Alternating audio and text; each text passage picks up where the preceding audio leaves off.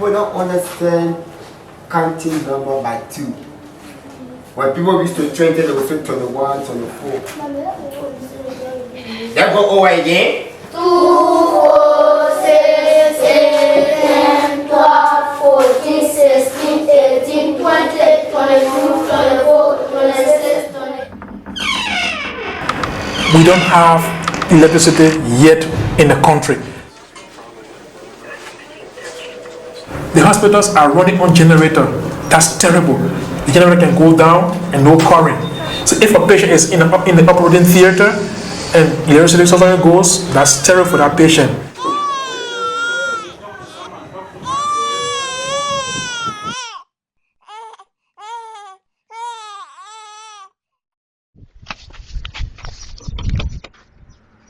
The war destroyed the city hydro, and because of that, the government is trying to rebuild the hydro. Right now in Liberia, most businesses and most homes are being supplied electricity from generator, which is very, very expensive to fuel and to manage.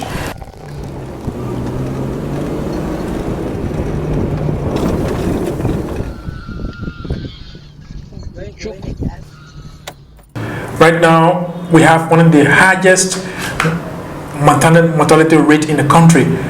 We have every 1,000 live birth, there is 994 deaths. So every 100,000 mothers that go to give birth, 994 die. That's too high. That should not be.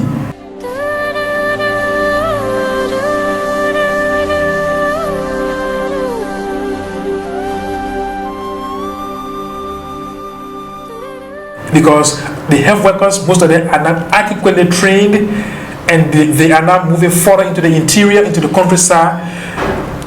If a pregnant woman gets sick further in the interior, they have to put that woman in a wheelbarrow and push the wheelbarrow on rocky roads.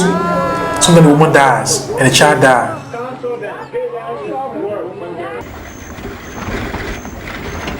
Another one is the road. The roads are bad. So even if a patient is in an ambulance and the ambulance is moving and it's bouncing and shaking, and this is bad, road networks are not good. That's a major challenge.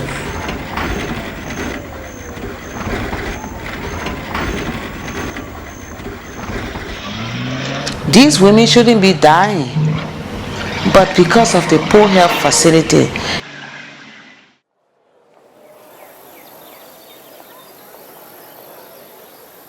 When I went totally to a place outside Monrovia, I think 45 minutes outside the capital city, the women told me that when a woman is in pain, in labor, they will put her on a hammock, and 4 men or 2 men will tote her on a hammock for an hour to a next village, and then another 2 men will pick her up and carry her to the following village, and they will continue like that till they get where they have car road, where car can come. And they will do it for hours before they get the lady to the clinic. Sometimes she delivers on the road, sometimes she dies. You know, after the war, everything shut down. Bad infrastructure, no bad road network. There are places that cars cannot go. The war took a lot from us. We missed out on a lot. We are behind because of the war. We've suffered a lot as a people for over 14 years.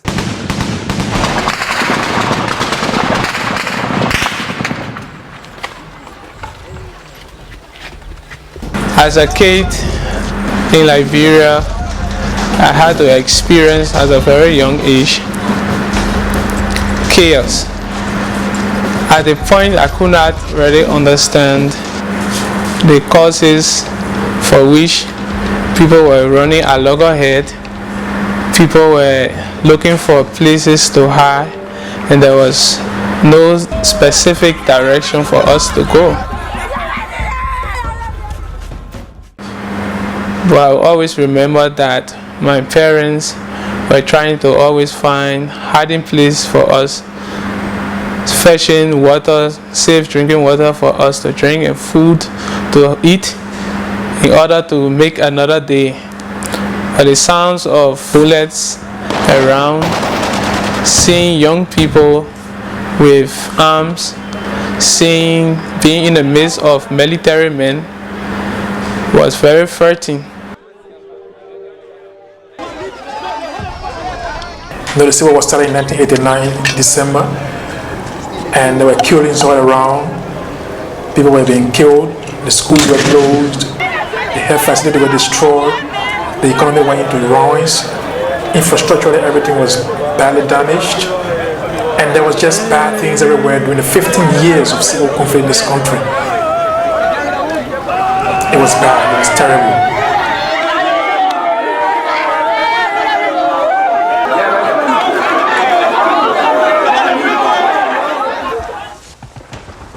I remember I had to walk as a child for more than 100 kilometers from Monrovia to where we went into refuge. I walked from Monrovia in the bushes under the sound of gun. I mean, life then as a child was bad. I don't wish to go back there.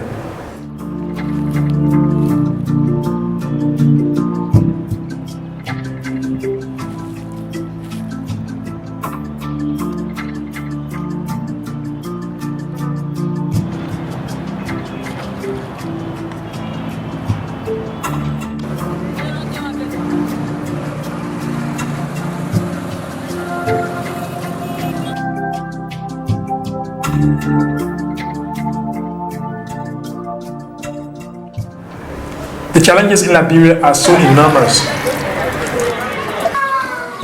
We need to improve on everything before Liberia can gain its pre-war status. There are many things we still need to do in this country.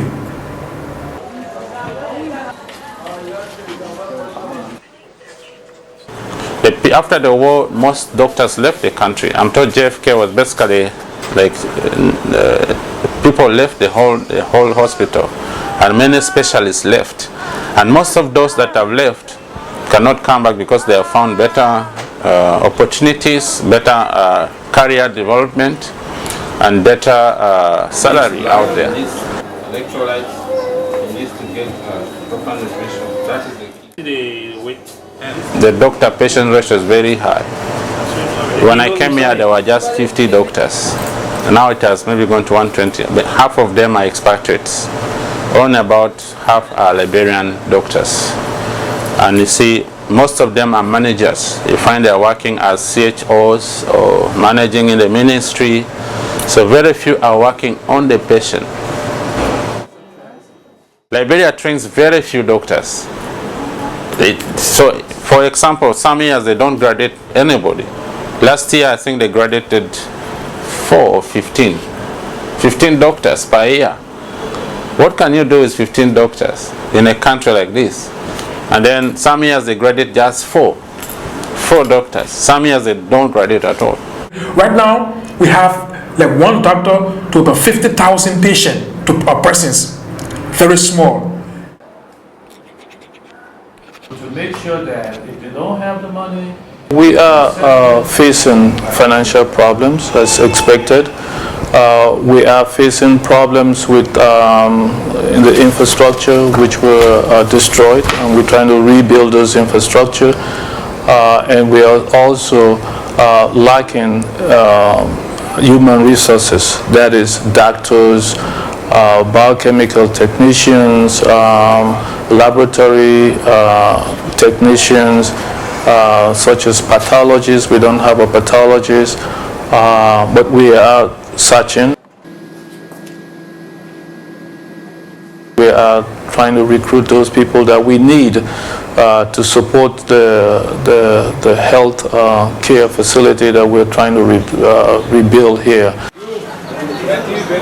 Business people always ask me, if I have a broken foot, where do I go? I said, you go to Ghana, because there are no bone specialists here. I'm told it's only one bone specialist. I'm not sure whether he's practicing. A specialist for urology, these urinary problems, is not there. Heart specialists, we'll talk about it. Is that all patient over here waiting? So when you have patients are dying of conditions that could have been prevented or could have been treated if there were specialists, if there were diagnostic facilities. I'm informed they are renal dialysis machines, but they are not working because nobody is trained to use them. So even if you brought equipment here, it will be in the warehouse because no one can use them.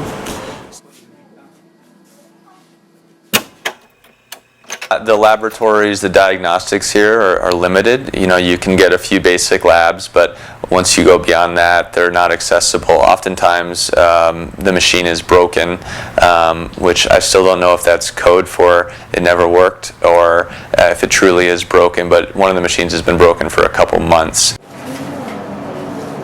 The tests we can get here readily are hemoglobin, which is your blood count. We can check for malaria. We can check for typhoid. They're actually very good at testing for HIV. We can get that test done in about 2 minutes. You can check for hepatitis, one of the hepatitises, and you can check for syphilis. Those are the tests that are very readily available. We can't check for kidney function. We can't check electrolytes. Those have been broken for a while, at least at our hospital, and those are usually pretty useful in trying to treat a patient. And then the more advanced tests, looking at sometimes the liver function, sometimes that's available, sometimes it's not. And then when you start getting more detailed tests, those just aren't available. There are even no CT scan in the whole country. Only now that I'm hearing there's one CT scan, but it's not working because there's no specialist to run the CT scan. Even if you did do the CT scan, who is going to read that? Unfortunately, we don't have enough doctors, specialist doctors. We have one medical institution, medical college, the AM Doctorate Medical College, one in the whole country. That college is just to train doctors, but it doesn't put up more doctors. It doesn't put up specialist doctors. So we need residency doctors to train the upcoming medical doctors. One of the reasons that there's not as many doctors right now is, the war that they had from 1989 until the mid-2000s. It's hard to get any education done during that time. And then now that they are starting to train doctors again, I think it's difficult to be a doctor here initially because you go to medical school and then you do a 1-year internship, and after that the only way to get advanced training or to do a residency is to go out of the country. And I was actually speaking to one of the doctors here who told me it's relatively easy to go out of the country to another African country, but to go anywhere else is incredibly difficult, very expensive. The payment is tough too for them. As interns, they make about $300 to $400 US a month, and they work incredibly hard. These guys are working 24 hours every other day, but really it's more like 30 hours. So for example, they come in at 7 a.m., they leave the next day at around noon or 2 p.m., and then they have to come back the next day at 7 a.m. So they spend every other night at the hospital, and really they only have about 16 hours of free time every 2 days. It's pretty incredible. On top of this, they're doing lectures, they're doing teaching, and they see quite a bit of patients. Anybody, when you hear the word depression, what do you think about?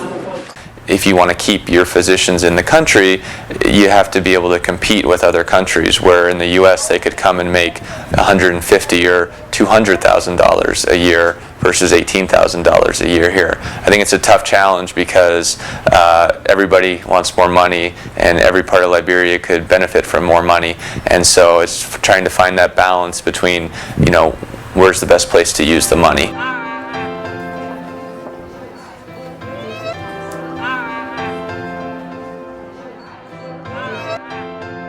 Seen things that I never would have thought I would see before. I've also seen people die that probably didn't need to die, but at the same time in America we probably keep people alive that shouldn't be kept alive, as harsh as that may sound.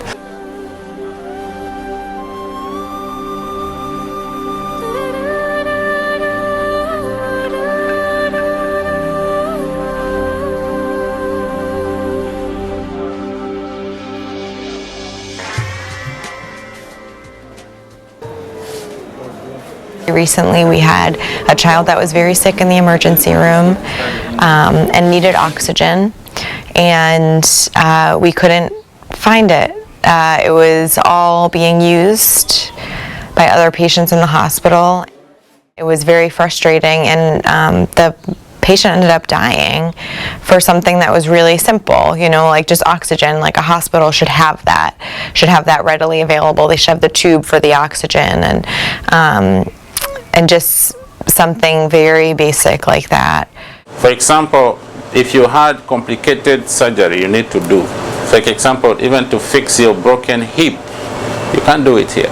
Even to do pathology, to understand what tumor it is, some tests cannot be done here. You know, in the United States, when a kid comes in with pneumonia, we're able to diagnose it with a chest x-ray or just auscultation, or even seeing what their oxygen saturation is and treating it accordingly. Here it's not that easy, and the antibiotics that we use are extremely limited. So here we use ampicillin and gentamicin for pretty much everything. If a kid is septic, meaning we think that he has bacteria in his blood, there's no way for us to figure out what type of bacteria that is. We don't have blood cultures here. So when we start a kid on antibiotics, oftentimes they're on antibiotics for 7 to 14 days here, you know, IV antibiotics. Whereas back at home, you know, we can look at a blood culture and we can see how long we need to continue antibiotics. So we do a lot of things differently here because we just don't know.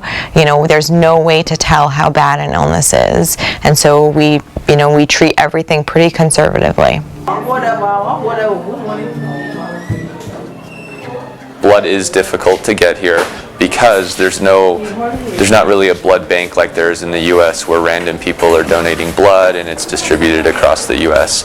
Here, the only way to get blood is to have a friend or family member actually donate blood for you.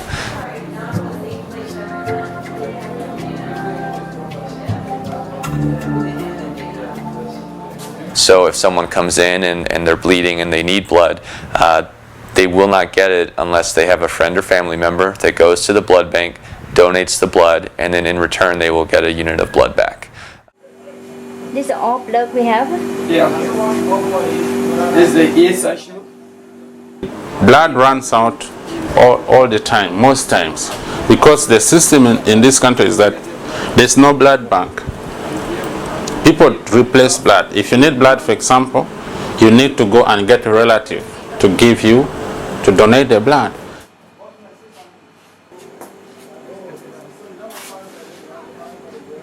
And if the relative has another disease like hepatitis B or HIV, they can't take the blood, so you look for another one.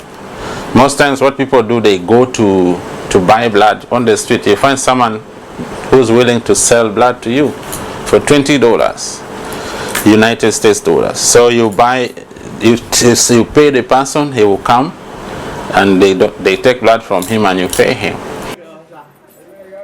So to support this system, if we had a strong national blood, there's a system in place. They have set up national blood system, but currently it's not like strong to collect, to get volunteers.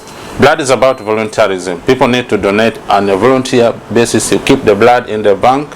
When someone needs it, you buy, or the hospitals can get from there. But it's not working right now. So that's what leads to systems like running out of the blood bags, the blood screening, like the reagents to test the blood from infections. Sometimes they run out. Sometimes we are forced to buy, like for the hospital, we buy from the pharmacies around, from National Drug Service when they run out.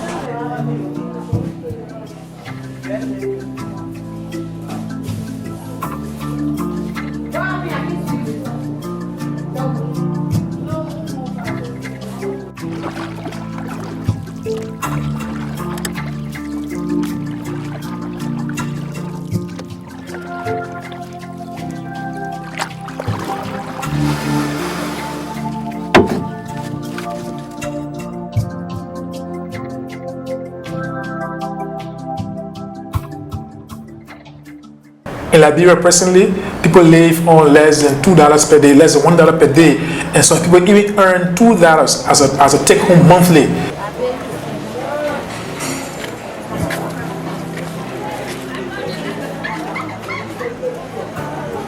The healthcare system in Liberia is not so equipped.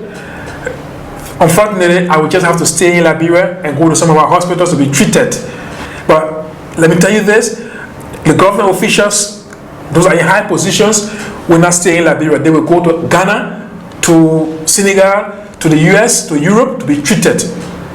Recently, one of our high officials chartered a whole plane to take her mother to Europe to be treated because her mother was sick. But a poor man like me,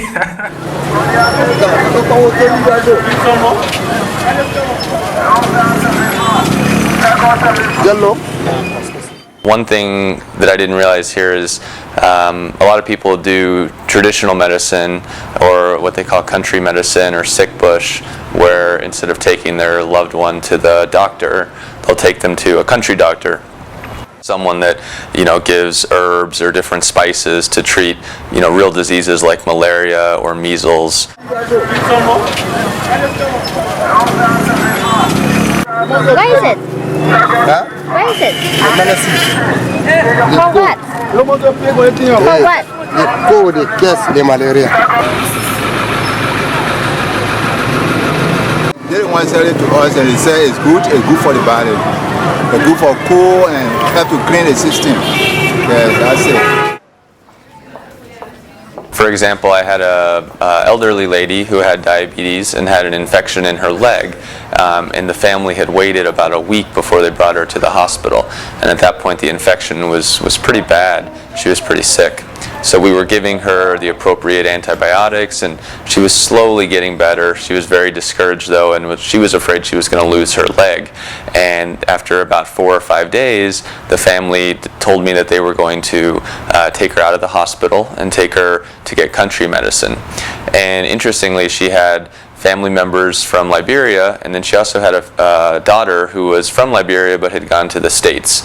And so these two kind of parts of the family were almost fighting back and forth because the daughter from the States did not want them taking her out of the hospital. And what I told them was basically that I believe if she leaves the hospital, she will lose her leg. And I told them I respect, what you guys, your country medicine, and if ultimately if you want to take her, it's your right to take her. But I told them if you take her, I think she will lose the leg. There's a mosquito. I got malaria due to the area that I live. A dump site, a whole lot of dump site within the area, within the community that I live, a whole lot of dirty water, the swamp, and the community is not clean. So that what caused me to get malaria. The reason that I don't go to hospital is that the amount of money we pay per day to go to the hospital is very much costly. When a patient comes to the hospital, at least at JFK Hospital where I've been working, initially they have to register, and I think they pay 600 Liberian dollars to register, which is about $8 US. And once they get registered, they'll be seen, and then they will end up having to pay more depending on what medication they get or what services they get after that. For the country medicine, I can use $50, $60 to buy my root, boil the root, drink the root, and get well back. Yeah, sometimes we take the mango and the mango tree back, and boil it and drink the medicine. So we prefer it by using the country medicine. Now I may pay a little amount just to get the treatment. So usually we use country medicine to do malaria in Liberia. Pour water there, they withdraw, then you drink it. You can drink it 3 times a day. Okay. In a day? Yes, in the morning, afternoon, time to go to bed. In the interior, in Liberia, they usually go to get herbs because it's what they saw the people do. Like before the hospital came, our people survived off of herbs. It's good for the body. This drink from Freetown, they call it gentle master. Yeah. Then it's good for the health. It give you more body, clean your system, your back, your heart, keep malaria away from you. But they don't know the quantity of herb to take. Now a lot of people started to die from liver problem, kidney problem, because you will find the people in the interior area taking a very big cups of herb that they will boil. As to whether it's poisonous or not, they will take it and say they are taking it for malaria, to fight malaria or typhoid or some sickness in the body. And they will drink it. Sometimes they will drink it 3 times a day. And you don't know the quantity. But unlike the tablets, you know how many tablets to take and how often you take it, either 2 or 3 times a day. But they don't know the dosage to take. They just take the huge cups and drink it. And a lot of them will have the big stomach because their liver is infected, or their kidney, and they will die. A lot of them.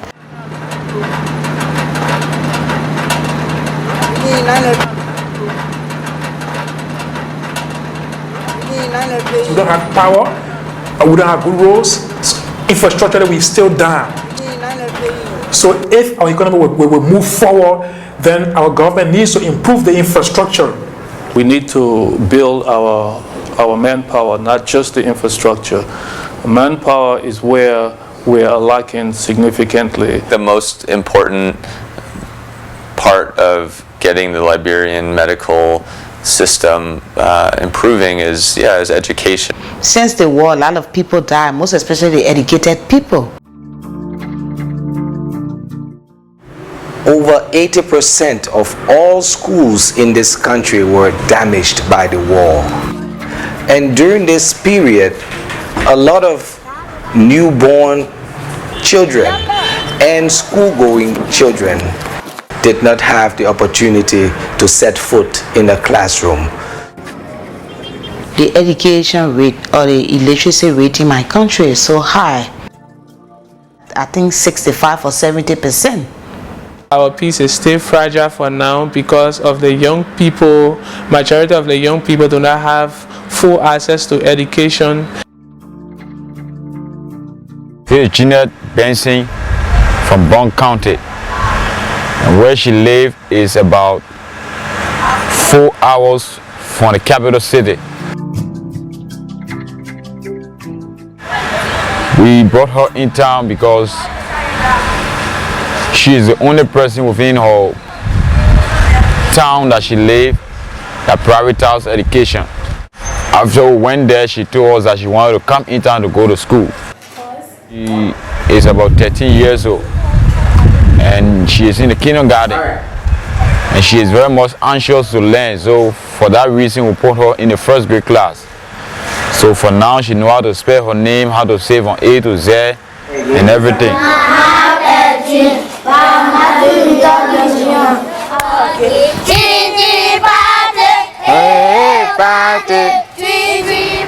Education has played a major role in having people informed about best practices as regards health. Whether it's in the school or in the community or in the household, education has been a key factor in having people know about what to do as regards their health and their well-being. Educationally, our people are not ready, or they are not educated enough to know where to go to find cure for most of their problems. They need awareness. As the doctor told me, you don't expect these practices to stop overnight. These people are traditional people. They are holding on to a culture that's been going on for centuries, decades, that they met the old people doing. And they feel nobody should interfere, nobody. Because they feel it came from their forefathers, it should go on and on and on. So they don't care as to whether there's health risks involved, or they know that the culture is the culture. We have to educate the people. We have to get to them. The more awareness you carry out, they will have eyes to see for themselves. But if you don't tell them, they still feel it's good. Very good. Good. Good for the back. So that is why I would say the health ministry have to be proactive. They have to send out a lot of health or workers, social workers to go out there and send out awareness. Do you know that the women in the interior part of Liberia, they won't take family planning because they said people told them when they take family planning they won't have children when it's time for them to have children? That's what they do. That's what they believe.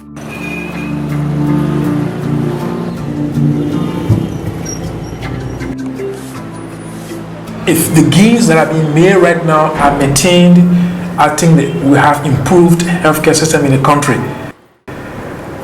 Depending on what the government is going to do more and more. To have health care available to all, regardless of where their location is, whether they're in a big city or in a small town or in a village, health care should be made available to them.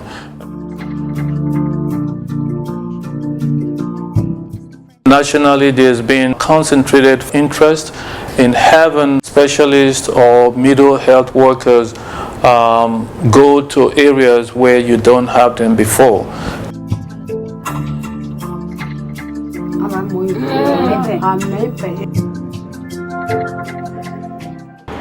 First is we have decided to decentralize, and we started by deconcentrating some of the managerial functions to the county health team. We'll continue to do that in an incremental manner. So by the time the national government is ready to devolve, we have a strong health system in place at the county level that can take on the responsibility. Number two is to expand our service delivery areas so that every Liberian will live within 1 hour walk to a health, at least to primary health care. And that we are doing right now, so we will do that over the next 10 years. We have improved access, at least to the basic package of health services. We have moved from like 40-something percent, we are now at about 70-something% of coverage, access to healthcare. And we have plans to even reduce that further, to improve that further. We are way more towards health insurance, and so right now we are putting in all the tools, we are developing all the tools that can lead to that, and then finally present that to the president to see if it can be endorsed and then introduced sometime next year.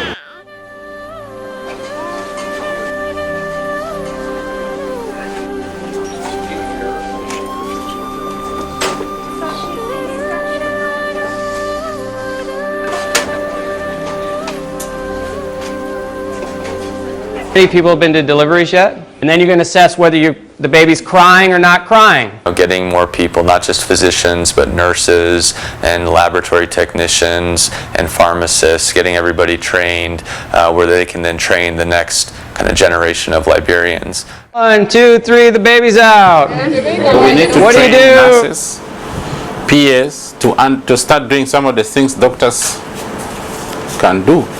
That's the best way for this country. Train the paramedical staff, because there are not many doctors.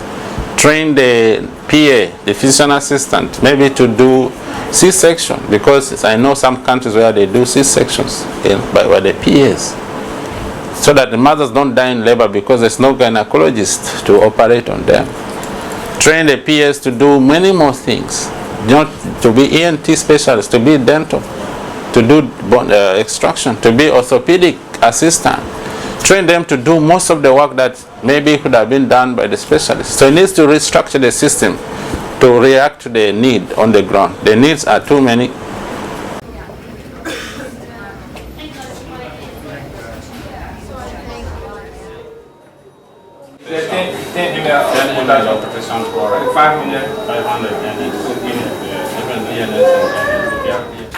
Human resource was our biggest challenge, especially considering the tertiary facilities that we want to establish. We do not have enough specialists in country, so we are also working to establish a specialist training program in country. 3 times a day feeding, and they are only giving 100. It's weighing 10 kilos, so the child needs 1 liter every day. To finance the health sector, first is the government, but of course the government funding is very minimum as compared to what we needed. And so we were open up to donors. Alvin Flo. Alvin Flo. And I think one good thing we did as Liberia during the emergency phase, as immediately after the war, was not to drive the NGOs away. They are still here with us.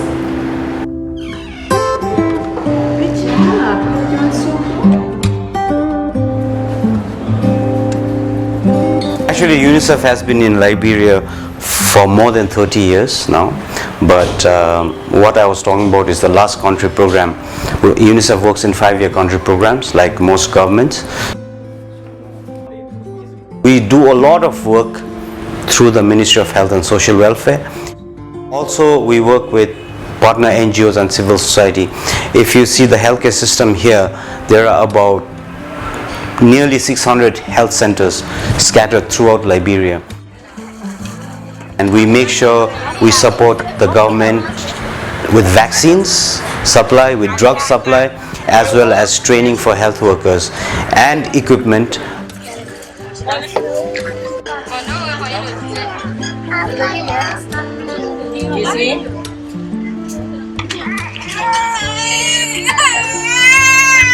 They've been through this long war, and that has had an effect on them, and many of them are not used to working regularly or going to school, having something to stand on their own. Because another thing is, right after the war there was a lot of charitable kind of support. Liberia now doesn't need charitable kind of support. They need training. We need to help them stand on their own feet.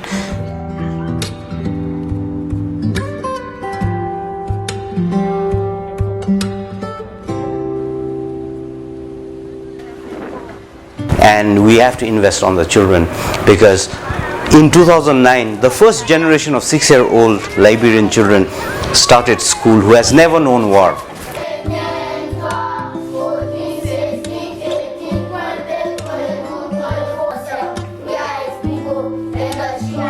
Otherwise, although the 14-year civil war has ended, everybody is still talking about the war. But these children, they haven't experienced war, so that's why UNICEF and many other partners are here to work with the government to make sure that these children get the best.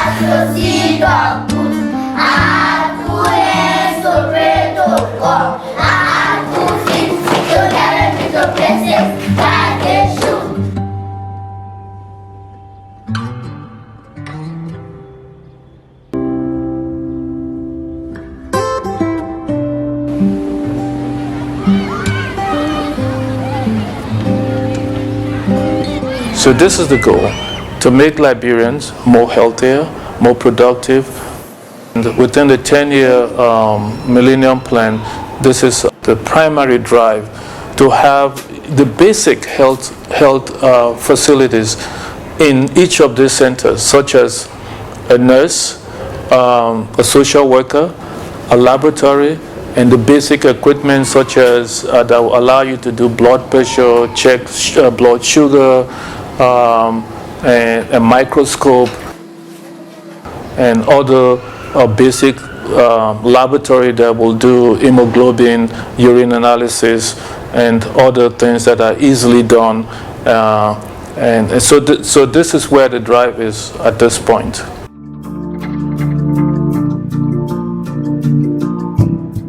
I have the desire to study abroad, most especially in health management and policy. Reason is that I feel that if we have the right policies in place with regards to health issues, then we will be able to tackle the growing health insecurity in our country, most especially because of the illiteracy rate. It gives us hard time in getting health to the people. So I think if I'm opportune in that direction to go abroad and study health policy, I would love that, and I would like to come back to my country to contribute my quotas to my people and to serve my people in that direction, because I believe that whatever have been destroyed, only ourselves that destroy it can fix it. So it's a challenge for the young generation, and I want to embrace that challenge and move forward, because I'm a Liberian and I love my country. So for a brighter and healthier Liberia, we all need to work hard in order to cover up for what was lost in the past.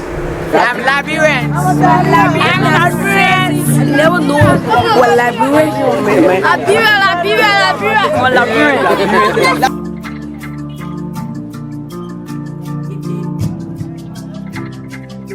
They're definitely survivors. They've been through a lot. And they're an optimistic group of people for the most part. So at least all of the mothers and kids that I've met are very optimistic. They hope for the best. They see things getting better, which is the right attitude to have.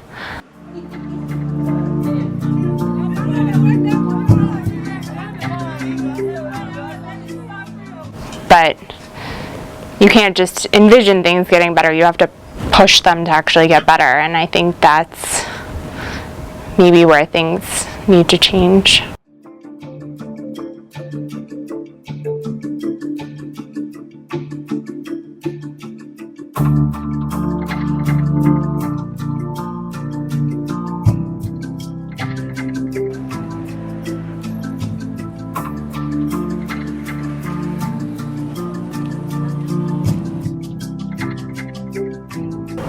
I'm sure you've heard about child stealer, the blood diamond, and other bad things, but Liberia is better than that.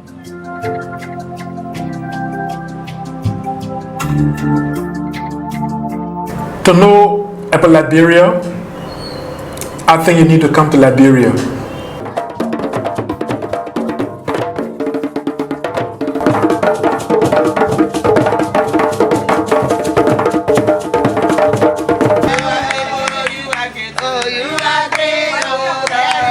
Come to Liberia. Liberia is a land of the free, where you come and live happily and live freely.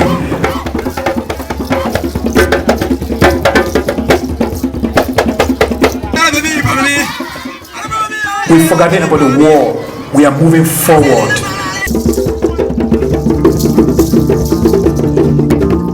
I want to become doctor. I want to be a teacher. I want to be teaching.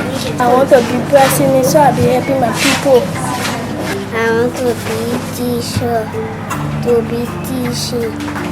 I want to be a president to be helping my mother and father.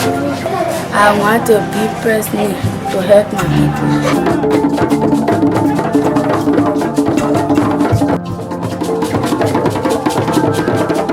Despite the challenges we still have, but Liberians are happy people. We laugh when we are hungry. We are happy when we are sad. Come to Liberia and see the smiles on our faces, and come and help us.